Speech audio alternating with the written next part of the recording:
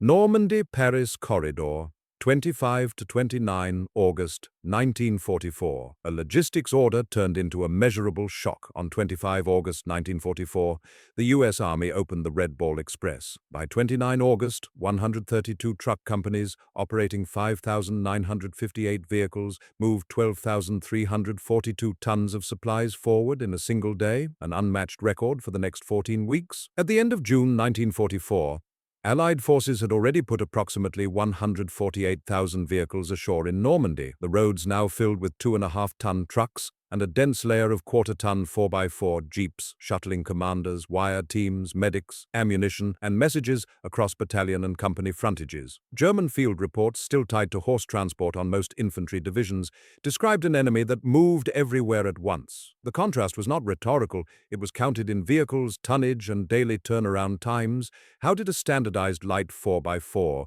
become the visible face of U.S. operational speed? And what numbers underpinned that perception? July through November 1940, Camp Holabird, Maryland. In a modest office, trial board officers examined side-by-side comparison charts. 3 manufacturers had submitted prototypes for a new military vehicle. The paperwork was precise: curb weight, engine displacement, turning radius, payload capacity, endurance over test loops. Bantam's entry weighed 2,160 pounds. Willys came in heavier, but offered more torque. Ford's design split the difference. The Army had requested a limited production reconnaissance car, something for forward observers and company commanders, a specialized tool for a specialized job. The assumption was simple: build a few thousand, issue them to headquarters companies, keep production modest. Testing revealed something different. The Willys prototype, powered by a 134 cubic inch L-head engine producing approximately 60 horsepower, proved both rugged and cheap to manufacture. It handled mud, climbed grades, and required minimal maintenance. More importantly, its design could be standardized. Parts could be shared, training could be simplified, production could be scaled. Karl Probst, the Bantam engineer, had delivered the first working prototype in just 49 days. His design established the template, but it was Delmar Barney Roos at Willys who refined the powertrain that would become the standard. The Willys L134 Go Devil engine married reliability to adequate power. The 3-speed gearbox with 2-range transfer case gave the vehicle flexibility across terrain types. By July 1941, the War Department standardized the design as truck, quarter-ton, 4x4 command reconnaissance. The formal designation appeared across procurement specifications: MB for Willys, GPW for Ford's licensed version. Initial orders reached 16,000 units at $738.74 each. Curb weight settled near 2,450 pounds. Range approached 300 miles on a single tank. The numbers grew quickly. Demand exceeded Willys' capacity. Ford received a license to produce an identical vehicle. By war's end, total production would surpass 647,000 units. Willys contributed approximately 359,000. Ford added roughly 278,000 more. One standard chassis, one engine family, one parts catalog. The decision simplified logistics across theaters. A mechanic trained on one Jeep could service any other. Spare parts stocked for one model fit thousands of vehicles. Shipping manifests and depot inventories became manageable. The trial board had evaluated a reconnaissance car. What emerged was a universal tactical platform cheap enough to issue by the thousands. A vehicle created for reconnaissance became the default last-mile connector for every small headquarters in Northwest Europe. 1939 through 1944, Washington and Detroit faced west. Oberkommando des Heeres logistics sections faced east and then west again. An Ordnance Directorate table listed truck procurement by weight class and year. Beside it, a translated German logistics report detailed horse allocations to infantry divisions. Pre-war newsreels emphasized German armor, panzers rolling through Poland, then France. Fast, modern, mechanized. The images suggested a fully motorized Wehrmacht. Reality diverged sharply from propaganda. Most German infantry divisions remained dependent on horse-drawn transport throughout the war. Wagons carried ammunition, horses pulled field kitchens and supply carts, veterinary services consumed resources, fodder competed with fuel for rail capacity. The numbers told the story. The U.S. Army procured approximately 2.4 million trucks of all weight classes during the war. Among these, roughly 812,000 were 2.5-ton cargo trucks, the GMC and Dodge Jimmies that formed the trunk lines of the supply system. Jeeps fed these trunk lines, connecting battalions and companies to forward supply points. Germany's army employed an estimated 2.75 million horses and mules over the course of the war. At any given time, approximately 1.1 million animals remained on hand. Only a minority of divisions, primarily Panzer and Panzer Grenadier formations, enjoyed full motorization. The rest marched on foot and hauled supplies by wagon. A March 1946 edition of the Intelligence Bulletin devoted an entire section to German horse cavalry and transport. The document described the scale and persistence of equine logistics. It noted the vulnerability of horse columns to air attack, the slow speed of advance, the difficulty of lateral movement. Where motor transport could relocate a supply dump in hours, horse transport required days. Fuel constraints and industrial limits locked German logistics into this pattern. Synthetic fuel production never met Wehrmacht demands. Truck manufacturing competed with tank production for steel and labor. Captured vehicles, French, Soviet, British, filled some gaps, but created maintenance nightmares. No standardization existed. Parts for a French Renault truck did not fit a captured Soviet ZIS. Each vehicle type required unique spares and trained mechanics. American oil flowed freely. Industrial capacity expanded throughout the war. Standardization, down to the smallest vehicle, yielded higher turnaround times and lateral mobility. The Jeep swarm German troops reported was a density artifact produced by industrial procurement curves, not tactical genius alone. The contrast was fundamental. One side moved on petroleum, the other on oats, January through 30, June 1944. British ports received American tonnage in staggering volume, depots across southern England filled with vehicles, ammunition, rations, and fuel. Normandy beaches awaited their turn. A center of military history map paired Bolero shipping tables with beach exit diagrams. Traffic control points marked every intersection. Military police jeep stations appeared at intervals. The plan assumed chaos could be managed through preparation and density. German command expected a contested beachhead.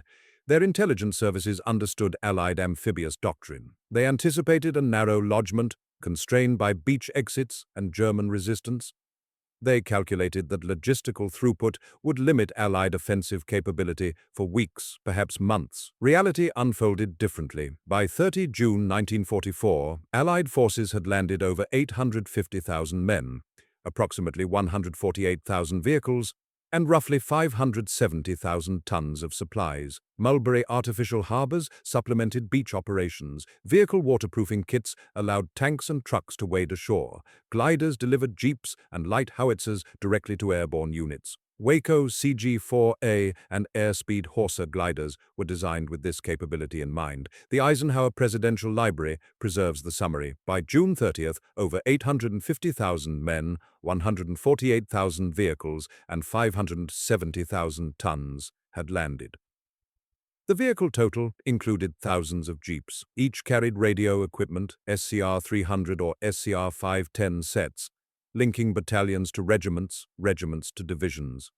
Each served as a mobile command post, a wire-laying platform, a medical evacuation asset, an ammunition shuttle. The density of light transport enabled continuous liaison across compressed frontages. Jeeps equipped with litter racks evacuated wounded soldiers from forward aid stations to collecting points. Jeeps towing quarter-ton trailers distributed small arms ammunition and mortar rounds to rifle companies. Jeeps mounted with machine guns provided local security at headquarters. Jeeps carried forward observers to artillery positions, shortening the fire mission cycle.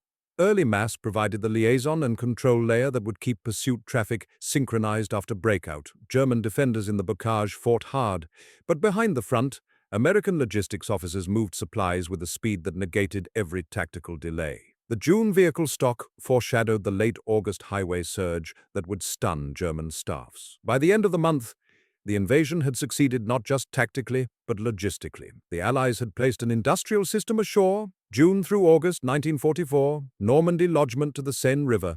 A battalion operations officer maintained a blotter listing jeep dispatches throughout each day.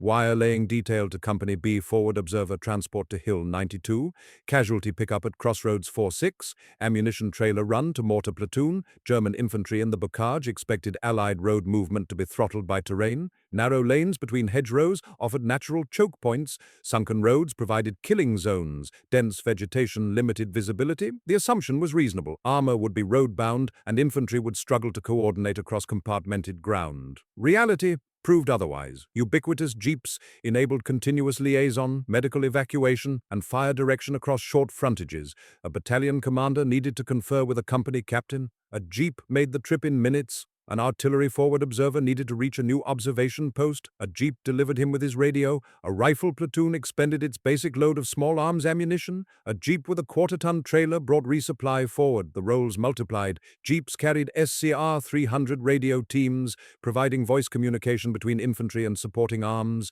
Jeeps equipped with litter racks evacuated casualties from company aid stations to battalion collecting points, saving lives through rapid treatment. Jeeps towed 37mm anti-tank guns, providing mobile fire support. Jeeps hauled 81mm mortar ammunition, sustaining indirect fire. The interface with 2.5-ton trucks remained critical.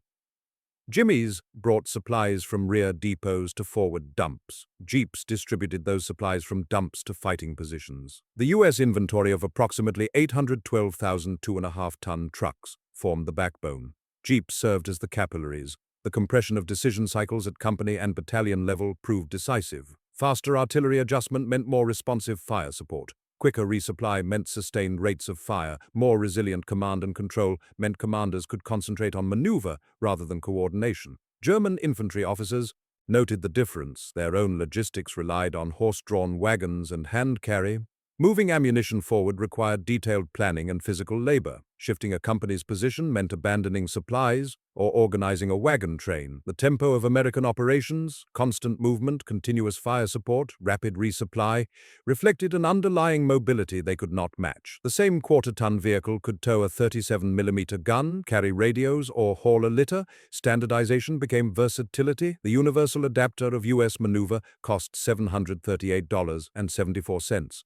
25 through 31 August 1944. Saint-Lô to Paris corridor. A movement order established closed-loop, one-way routes for priority supply traffic. Military police in jeeps enforced spacing and priority at every control point. Refueling stations appeared at fixed intervals. Rest areas provided driver relief. 2 drivers per truck enabled continuous operations. German staffs anticipated a pause after the Normandy breakout. Their doctrine emphasized the operational culminating point, the moment when an offensive exhausts its logistics and must halt. Intelligence estimates predicted Allied forces would outrun their supply lines within days of breaking through at Avranches. Within 5 days of Red Ball's opening, the system set its record. On 29 August 1944, 132 truck companies operating 5,958 vehicles carried 12,342 tons of supplies to forward depots. The U.S. Army Transportation Museum preserves the exact figure. On August 29th, 132 truck companies operating 5,158 vehicles carried 12,342 tons of supplies to forward depots. The tonnage approached the capacity of a major rail line.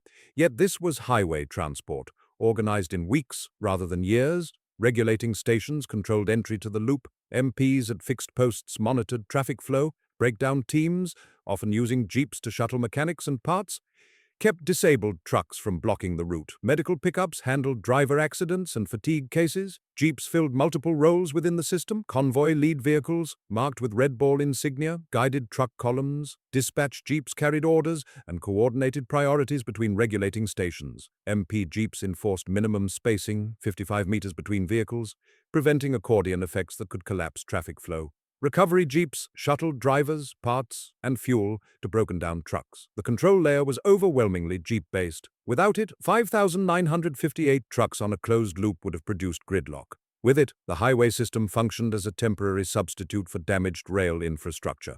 German observers had anticipated chaos. They expected traffic jams, fuel shortages, and organizational breakdown. Instead, they witnessed sustained tonnages delivered on schedule. Divisional POL and ammunition stocks remained adequate. Corps-level operations continued without pause. Across approximately 83 days, Red Ball would deliver over 400,000 tons before Antwerp's port capacity and rail recovery repositioned the logistical load. The record day, 12,342 tons, proved what disciplined highway operations could achieve when supported by industrial depth. The system worked because it was controlled, and the control system ran on jeeps. September through November 1944, European Theatre of Operations, truck parks and depots. A maintenance log recorded vehicles awaiting repair, deadline jeeps needing axles, trucks awaiting tires, ignition parts on back order, transmissions requiring rebuild. The list grew daily. Planning documents assumed adequate pipelines of trained drivers and mechanics. Pre-invasion estimates calculated replacement rates based on combat losses and normal wear.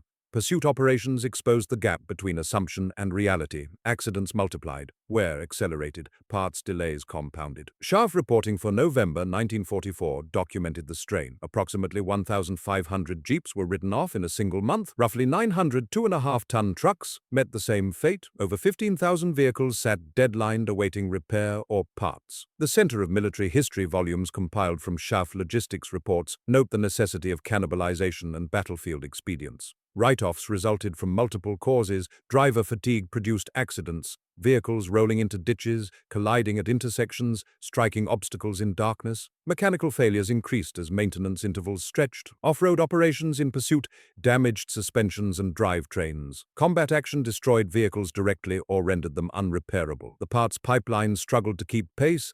Tires wore out faster than replacement stocks arrived. Batteries failed in cold weather. Electrical systems corroded in rain and mud. Universal joints broke under stress. Each failure deadlined a vehicle until the correct part reached the right depot and a trained mechanic installed it. Cannibalization became standard practice. Mechanics stripped parts from irreparable vehicles to return others to service. A Jeep with a destroyed engine donated its transmission to a Jeep with transmission failure. A truck with frame damage provided axles for 3 other trucks. Field expedient repairs, welding, wire splices, improvised brackets, kept vehicles rolling despite missing standard parts. Yet despite monthly write-offs in the thousands and deadlines in the tens of thousands, daily tonnages remained high. The explanation lay in replacement velocity. American industry produced vehicles faster than the theater consumed them. New Jeeps arrived from U.S.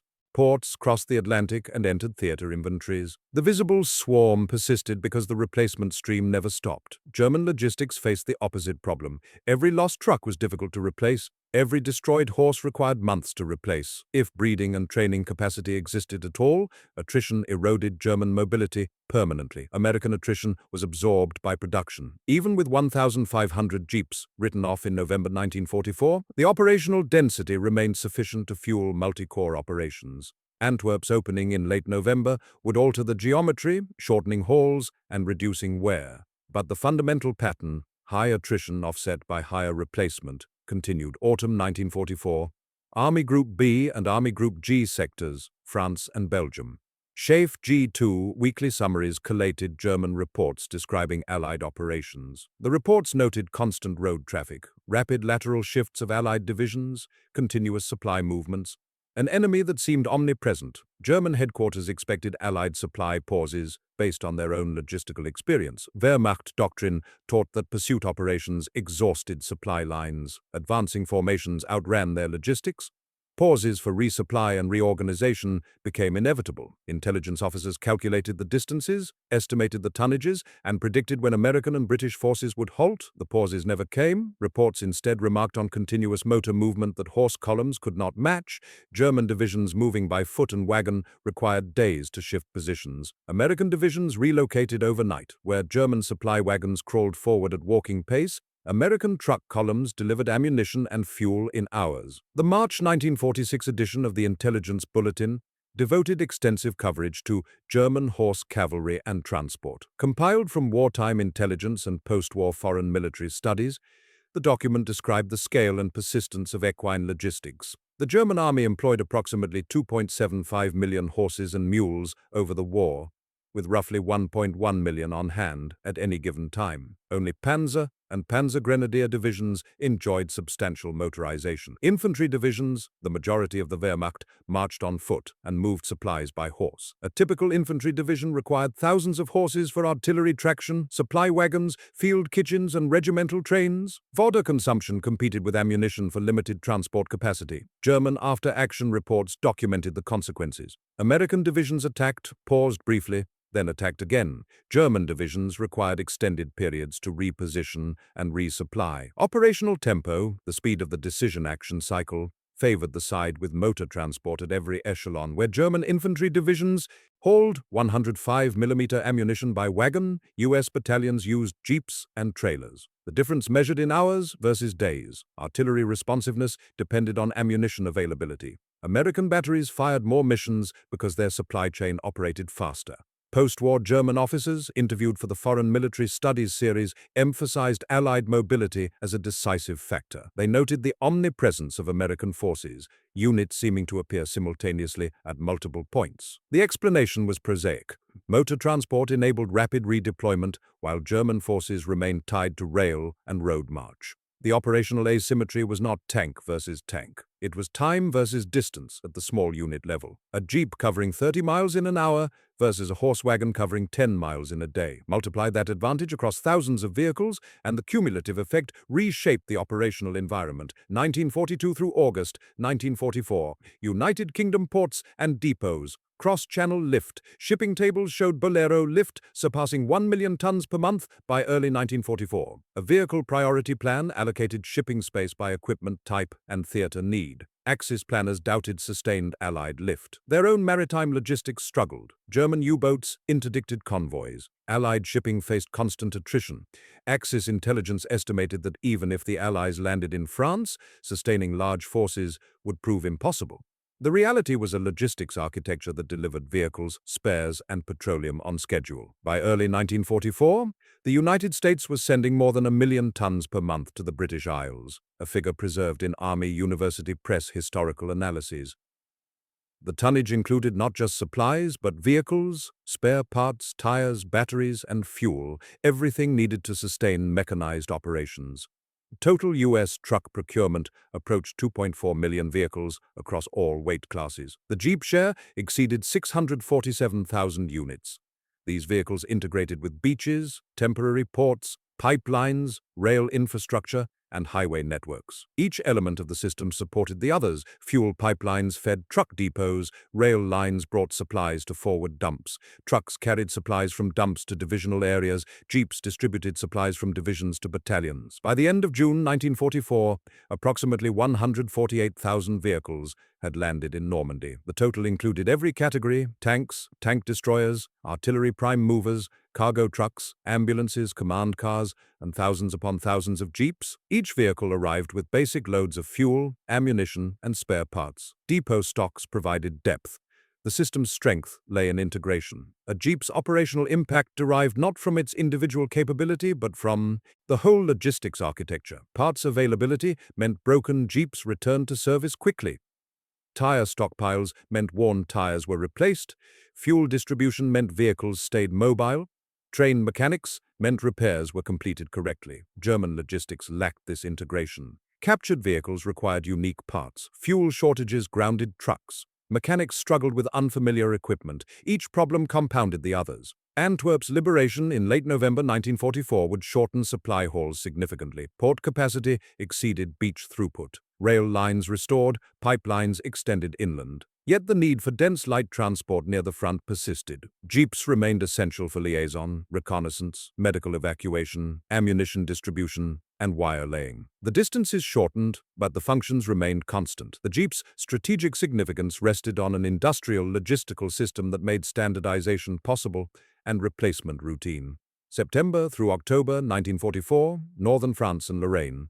A march table detailed convoy intervals and daily tonnage allocations to U.S. armies. Liaison jeeps coordinated priorities between corps and division headquarters. Military police jeep patrols regulated traffic at critical intersections. Route deconfliction meetings occurred twice daily. German staffs predicted the pursuit would outrun its supply. The expectation was doctrinal and logical. Advancing formations consumed fuel and ammunition faster than static defense. Supply lines lengthened. Throughput decreased with distance. Eventually, offensive operations would stall. Red Ball and adjunct routes kept divisions supplied with petroleum and 105mm ammunition at core scale. Daily flows counted in thousands of tons. Road and bridge constraints were managed by jeep-borne traffic controllers who monitored intervals, enforced priorities, and directed recovery efforts. The Center of Military History volumes on logistical support of the armies detail the regulating actions and pursuit sustainment procedures. Regulating stations became choke points where traffic entered controlled routes. MPs verified loads, checked priorities, and assigned convoy positions. Dispatch jeeps carried updated instructions as situations changed. Liaison jeeps maintained communication between echelons when radio nets became saturated. The control layer was overwhelmingly jeep-based. Without it, thousands of trucks on limited road networks would have produced gridlock. With it, traffic flowed with railroad-like discipline. Convoys maintained spacing, priority loads bypassed routine traffic, breakdowns were cleared quickly, accidents were investigated, and vehicles recovered. The tempo of operations reflected this underlying capability. American divisions attacked, consolidated, then attacked again within days. Ammunition stocks remained adequate. Fuel reached forward units. Rations arrived on schedule. The logistics system, despite its improvised nature, sustained offensive action. German divisions facing this pressure lacked equivalent mobility. Redeployment required rail movement or road march. Rail lines faced Allied air interdiction. Road marches consumed days. By the time a German division reached a threatened sector, American forces had often moved elsewhere. Even as deadline vehicles accumulated in theater maintenance parks, forward dumps stayed sufficiently stocked to maintain the initiative. The explanation lay in replacement flow and the prioritization of forward stocks. Theater-level inventories absorbed deadline rates. Division-level supplies remained protected. The control layer converted truck tonnage into reliable divisional combat days. Each division calculated its daily requirements: fuel, ammunition, rations, medical supplies, maintenance parts.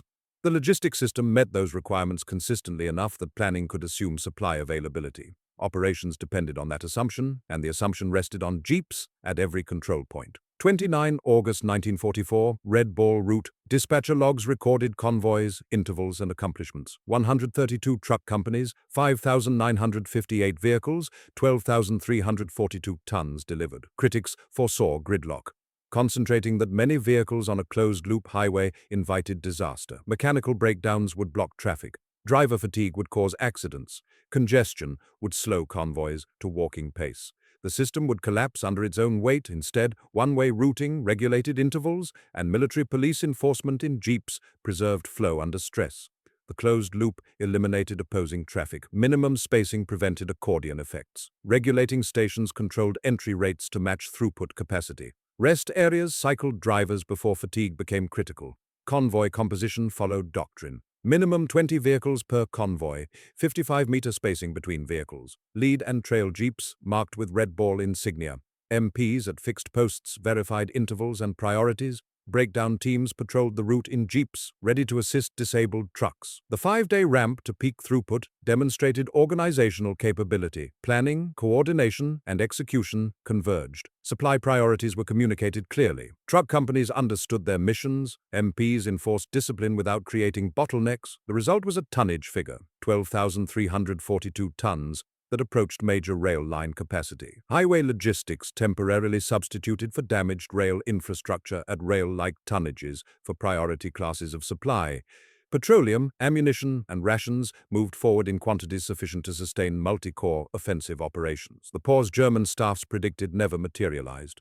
The record day proved a concept. Disciplined highway operations, supported by industrial depth and standardized equipment, could achieve sustainable high-throughput logistics. The proof was measured in tons per day, vehicle miles traveled, and divisions kept in action. With Antwerp operating by late November, planners would migrate tonnage off highways onto restored rail lines and port-fed pipelines. Long-haul trucking would decline, but the Jeep command and control layer that made highway logistics work would not disappear.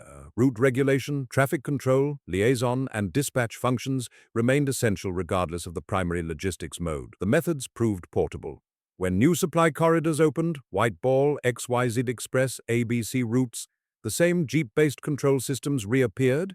MPs at regulating points, dispatch jeeps carrying orders, liaison jeeps coordinating between headquarters, recovery teams clearing breakdowns. The procedures developed on Red Ball transferred to every subsequent route. 29 August 1944 demonstrated what was possible. 12,342 tons in a single day, 5,958 vehicles on one route. The numbers were not theoretical. They were achieved, recorded, and sustained. October through November 1944. Paris to Antwerp axis. A G4 memorandum directed the controlled wind-down of Red Ball Express as railheads advanced eastward. New supply corridors assumed traffic as ports revived and rail capacity increased. Expectation held that trucking would end abruptly once rail resumed. Reality proved more nuanced. Red Ball operated for approximately 81 to 83 days, moving over 400,000 tons before closing on 16 November 1944. Successor corridors, White Ball, XYZ Express, ABC routes, absorbed much of the traffic as the theatre logistics architecture matured. Antwerp's port facilities offered vastly greater capacity than the Normandy beaches and artificial harbours. Cargo ships docked directly, cranes offloaded containerized supplies, rail lines extended inland from the port, shortening truck hauls dramatically, fuel pipelines reduced petroleum transport requirements, the strategic line of communications contracted, yet last-mile jeep saturation remained vital for divisional tempo. Rail delivered supplies to corps-level depots. Trucks moved supplies from depots to division dumps. Jeeps distributed supplies from dumps to battalions and companies. The final links in the chain, the capillaries feeding combat units, still required light, mobile, versatile vehicles. Transportation histories date 16 November 1944 as Red Ball's formal end. The route had served its purpose. Rail restoration and port access reduced the need for long-haul highway logistics. XYZ Express and other successor routes operated with different priorities, less urgent, more routine. Daily tonnages declined from the August peak, but remained substantial. The transition demonstrated logistical adaptability. As infrastructure recovered, the system adjusted. Highway capacity shifted from long-haul bulk transport to shorter distribution runs. Rail resumed its traditional role as the backbone of theatre logistics. Ports replaced beaches as entry points. Pipelines carried fuel that trucks had previously hauled. Through all these changes, the tactical level requirement for jeeps persisted. Battalion commanders still needed liaison with regiment. Forward observers still required transport to observation posts. Medical evacuation still depended on litter-equipped vehicles. Wire teams still laid communication lines. Ammunition still moved forward in quarter-ton trailers. The system proved portable. Regulating procedures developed for Red Ball transferred intact to new routes. MP control methods adapted to different corridors. Jeep-based coordination remained the standard. The specific highway changed, the control mechanisms did not. Antwerp's opening shortened distances but not dependency. The quarter-ton 4x4 remained the universal adapter, connecting every echelon of the logistics system from corps dump to rifle squad. The visible swarm German observers reported continued because the underlying requirement, mobile, reliable, versatile light transport, never diminished. 1941 through May 1945, U.S. production boards and European theatre inventories. A year-end table listed vehicle receipts, write-offs, and replacements by class. The numbers revealed the industrial foundation of operational capability. German observers described endless Allied vehicles. The perception had basis in reality, but the reality was replacement velocity sustaining visibility despite attrition. Production exceeded losses by margins large enough to grow inventories while replacing combat and operational write-offs. Total World War II Jeep production surpassed 647,000 units. Willys contributed approximately 359,000. Ford added roughly 278,000 under license. Overall, U.S. truck procurement reached approximately 2.4 million vehicles across all weight classes. The 812,000 2.5-ton cargo trucks formed the backbone of theatre logistics. Jeeps connected that backbone to frontline units. Red Ball Express moved over 400,000 tons in roughly 3 months of operation. By 30 June 1944, approximately 148,000 vehicles had landed in Normandy. Chef reporting for November 1944 documented approximately 1,500 jeeps written off in a single month, yet throughput never collapsed. The Center of Military History and Transportation Corps accounts highlight maintenance practices, cannibalization, and field expedient repairs that mitigated losses. The decisive factor was not a single vehicle design, but systemic standardization down to the smallest operational node. The MB and GPW shared parts. Mechanics trained on one could service both. Depot stocks fit either model. Supply catalogs listed common components. Field repair became routine because parts and knowledge were available. Industrial depth enabled the replacement stream. American factories produced vehicles faster than theaters consumed them. Ships carried vehicles across the Atlantic on schedule. Ports and depots processed arrivals efficiently. Theater inventories absorbed attrition without degrading operational capability. German logistics faced the opposite dynamic. Limited production meant every loss mattered. Diverse captured equipment created maintenance nightmares. Parts shortages deadlined vehicles for weeks or months. Attrition permanently eroded capability. The swarm impression derived from sustained density. At any given moment, enough jeeps remained operational to maintain liaison, reconnaissance, medical evacuation, and resupply functions at company and battalion level. Enough jeeps staffed regulating points and MP stations to control traffic. Enough jeeps carried commanders and staff officers to coordinate operations. The visible presence never diminished because the replacement flow never stopped. The jeep was not decisive as a weapon. It was decisive as a standardized component in an industrial logistical system that converted production into operational reach. $738.74 per unit, multiplied by 647,000 units, multiplied by system integration, equaled operational tempo German logistics could not match. Post-war assessments, 1945 through 1959. Center of Military History, Green Books, Transportation Corps, Historical Studies. A doctrinal note examined the relationship between tactical mobility and fire support responsiveness. The conclusion emphasized standardized light 4x4 transport at scale. Pre-war doctrine assumed liaison functions could be met by scarce motorcycles or staff cars, specialized vehicles for specialized missions, limited production for limited roles. The assumption reflected peacetime economics and traditional military organization. Wartime analysis reached different conclusions. A rugged 4x4 issued at scale compressed time across every echelon of command. Battalion commanders reached company positions in minutes rather than hours. Forward observers relocated with their radios intact. Medical evacuation began at the point of injury rather than after prolonged carry to aid stations. Ammunition resupply responded to consumption in near real time. The technical foundation enabled this capability. Standardized spares kits meant repairs occurred quickly. High parts interchangeability meant cannibalization sustained deadlined vehicles. Simple mechanical design meant field repairs required basic tools and modest training. Integration with rail, port, and pipeline infrastructure enabled reliable delivery of fuel, tires, and replacement parts. The Center of Military History volume, Logistical Support of the Armies, concluded that mass motorization, including the quarter-ton 4x4, turned pursuit from a tactical moment into a sustainable operational system. The vehicle's constant presence at company and battalion scale underwrote the tempo that German horse-drawn logistics could not match. The contrast was measurable. American rifle companies received ammunition resupply multiple times daily when engaged. German rifle companies often waited hours or overnight for wagon trains. American battalion commanders coordinated with regiment and supporting arms continuously. German battalion commanders dispatched runners on foot or motorcycle and awaited replies. American casualties reached surgical care within hours. German casualties faced longer evacuation chains. Each individual advantage appeared modest. Measured cumulatively across divisions and months, they reshaped operational possibilities. Higher artillery responsiveness meant more effective fire support, faster medical evacuation, improved survival rates and morale. Continuous liaison reduced friction in combined arms coordination. Rapid resupply sustained higher rates of fire and consumption. Doctrinal lessons emphasized the vehicle as part of a system rather than as an independent capability. The Jeep worked because fuel arrived, parts were available, mechanics were trained, and commanders understood its employment. Remove any element and the system degraded. Integrate all elements and the result was operational tempo that exceeded enemy response. By 30 June 1944, approximately 148,000 vehicles had landed in Normandy. By 29 August 1944, a single highway system moved 12,342 tons in one day. The numbers explained the shock German troops reported. The swarm was real, measurable, and sustained by industrial logistical depth that no tactical counter could negate. Historical impact: United States procurement of approximately 2.4 million trucks, including over 647,000 jeeps, enabled sustained offensive tempo in 1944 and 45,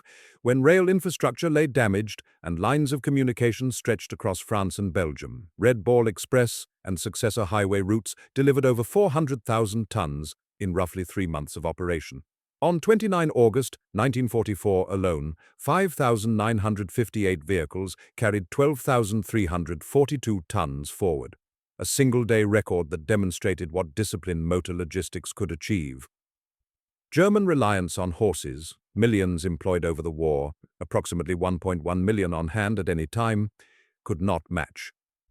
Allied turnaround times, lateral redeployment speed, or last-mile distribution capability, where Wehrmacht infantry divisions hauled supplies by wagon at walking pace, American divisions distributed ammunition and fuel by motor transport measured in hours, where German battalion commanders dispatched runners, American commanders used radio-equipped jeeps for continuous coordination. The operational asymmetry was not primarily tank against tank or aircraft against aircraft. It was time against distance at the small unit level. It was the ability to move commanders, supplies, wounded soldiers, and information faster than the enemy could respond. It was the compression of decision cycles that tactical skill alone could not overcome. The Jeep proved decisive, not as a single weapon system, but as a standardized node inside an industrial logistical architecture that converted production capacity into operational reach. $738.74 per vehicle. 3-speed transmission with 2-range transfer case. 134 cubic inches of displacement producing 60 horsepower. 2,450 pounds curb weight.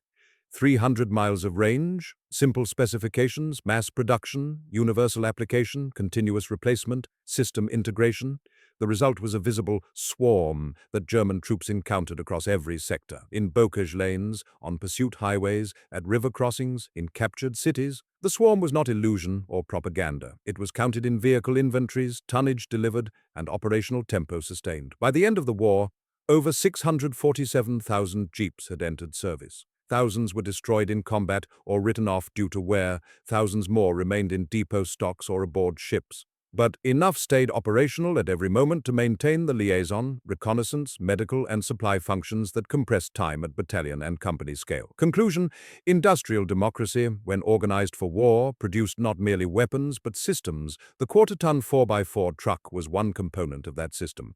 Its significance lay not in individual capability but in cumulative presence. Thousands of vehicles connecting every echelon, enabling decisions at the speed of motors rather than horses, turning logistics into operational advantage that tactical excellence could exploit but not create. The numbers remain in archives, the vehicles survive in museums, the operational lessons endure in doctrine, the memory honors those who served, recognizing that victory required not only courage but also the industrial capacity to equip, supply, and sustain armies across continents and years. U.S. Army Transportation Museum, Red Ball Express History, Vehicle Counts, 29 August Tonnage Record, Eisenhower Presidential Library, D-Day Statistics, June 1944 Vehicle and Supply Totals, Center of Military History.